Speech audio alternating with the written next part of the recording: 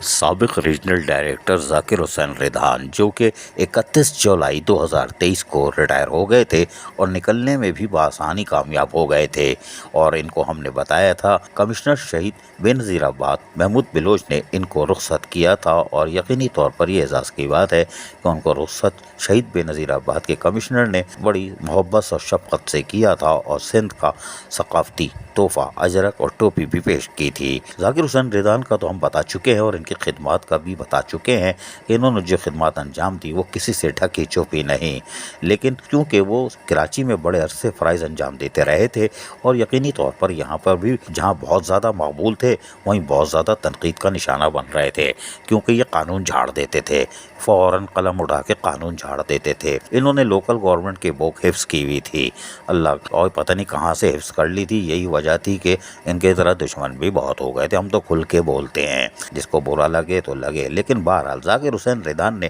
اپنی خدمات جو کہ حکومتی کی طرف سے اور گڈ گورننس قائم کرنے کے لیے کی جا سکتی تھی وہ کی تھی، لیکن یہ ایک اعزاز کی بات ہے کہ وہ کراچی آئے تو کراچی میں بھی ان کو عزت بخشی، جی ہاں، یعنی کہ ان کو بھی الوداعی ایک پارٹی دے دی گئی جہاں کراچی کے ایڈیز جو تھے انہوں نے یہ کام کیا۔ یقینی طور پر یہ ایک اچھا کام ہے، افسر آپ کو اچھا لگے یا برا لگے، اگر وہ رخصت ہو رہا ہے تو اس کو کم از کم خراج تحسین پیش کرنا چاہیے، اس کی خدمات سے آپ کو انکار ہو سکتا ہے، لیکن یقینی طور پر آنے والے دنوں میں آپ اس کی خدمات کا اعتراف بھی کر لو گے، اس کا تو ہمیں پورا یقین ہے کہ ذاکر حسین ریدان کیڑے ضرور تھے، یعنی کیڑے نکالتے تھے لیکن وہ قانون کی کتاب کے مطابق نکالتے تھے، لیکن یہ کراچی میں ان کو جو تمام ایڈیز نے یعنی انہوں نے جو آج استقبالیہ دیا ہے یہ خوش آئندہ ہے، افسران کا احترام باقی ابھی ہے۔ عزیز عارف، KBS بلدیاتی نیوز کراچی۔ ایسی ہی خوبصورت ویڈیوز فیوچر میں حاصل کرنے کے لیے ریڈ بٹن پر کلک کر کے اور بیل آئیکن کو پریس کر کے ہم سب کے سبسکرائبر بننا مت بھولیے۔